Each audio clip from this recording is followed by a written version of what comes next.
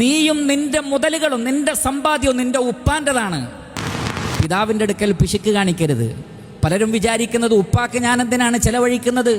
പിതാവിൻ്റെ കാര്യത്തിൽ പിശുക്കരുത്. കാരണം നിങ്ങളെ പോറ്റി വളർത്തിയതിൽ, നിങ്ങൾ നിങ്ങളുടെ ഉമ്മയുടെ ഗർഭാശയത്തിൽ മൊട്ടിട്ട് തുടങ്ങിയെന്നറിഞ്ഞപ്പോൾ മുതൽ നിങ്ങളുടെ കാര്യത്തിൽ ശ്രദ്ധിക്കുകയും അധ്വാനിക്കുകയും ചെയ്യുന്ന ആളാണ് പിതാവ്. അങ്ങനെ നിങ്ങളെ പോറ്റാനും വളർത്താനും നിങ്ങൾക്കുള്ള ഭക്ഷണം, പാർപ്പിടം, വസ്ത്രം, വിദ്യാഭ്യാസം എല്ലാറ്റിനും വേണ്ടി ഉപ്പ എത്രമാത്രം കഷ്ടപ്പെടുന്നു. എന്നാൽ മക്കളൊന്ന് വലുതായി അവർക്കൊരു പണം കിട്ടിയാൽ ഉപ്പയുടെ കാര്യം അന്വേഷിക്കാത്ത, ഒരു 100 ദിർഹംസ് പോലും ഉപ്പാക്ക് നൽകാൻ തയ്യാറില്ലാത്ത മക്കൾ.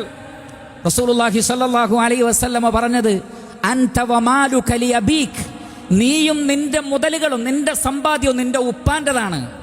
കാരണം നിനക്ക് സമ്പാദിക്കാനുള്ള ഈ ജോലി എവിടുന്ന് കിട്ടി? നിന്നെ ആരാണ് പോറ്റി വളർത്തിയത്? ഈ അനുഗ്രഹങ്ങളൊക്കെ, സാമ്പത്തികമായ അനുഗ്രഹങ്ങൾ നിനക്ക് കിട്ടിയിട്ടുണ്ടെങ്കിൽ അതിൻ്റെ ഏറ്റവും പ്രധാനപ്പെട്ട കാരണക്കാരൻ നിന്റെ പിതാവാണ്. അതുകൊണ്ട് നീയും നിന്റെ ധനവും നിന്റെ ഉപ്പാൻ്റെതാണ് എന്ന് റസൂലുള്ളാഹി സ്വല്ലല്ലാഹു അലൈഹി വസല്ലമ പഠിപ്പിച്ചിരിക്കുന്നു.